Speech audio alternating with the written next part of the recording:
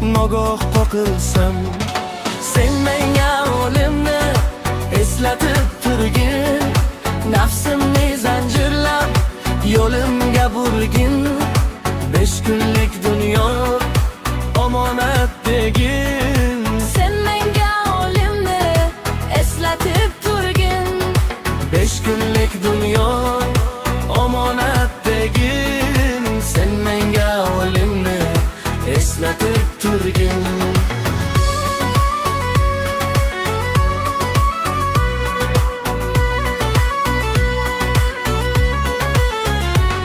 Bundan quyon o'tadi sherlar, o'g'ayni bilan talashsam yerlar. Oqibat qilmasam opa singlimga, shaytoniy tuyg'ular kelsa ko'nglimga. sen menga o'limni eslatib turgin, nafsimni zanjirlab yo'limga burgin.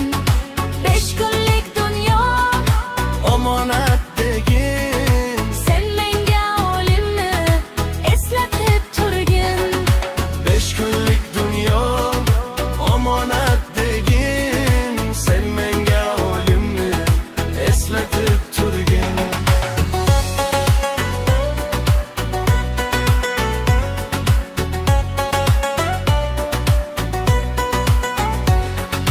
Barimizga meros odam atodan, ko'zgu bo'lgin menga qaytar xatodan.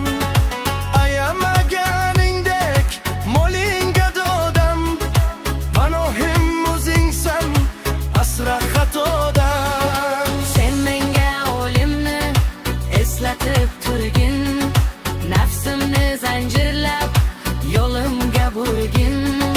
5 kunlik dunyo Omonat degin. sen menga o'limni eslatib turgin, 5 kunlik dunyo omonat degin.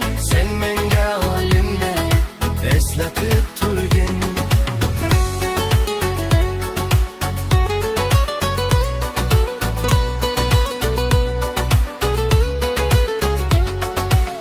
Bir kuni yuz burib hamma qilsa or, vafo qilmay ketsa hatto suygan yor. Allohim faqat senga suyanar ahro, o'zingdan o'zgaga qilmagin muhtoj. sen menga o'limni eslatib turgin, nafsimni zanjirlab yo'limga burgin. 5 kunlik dunyo omonat degin. sen menga o'limni eslatib turgin, 5 kunlik dunyo Omonat degin. Sen menga o'limni eslatib turgin. 5 kunlik dunyo omonat degin. Sen menga o'limni eslatib turgin.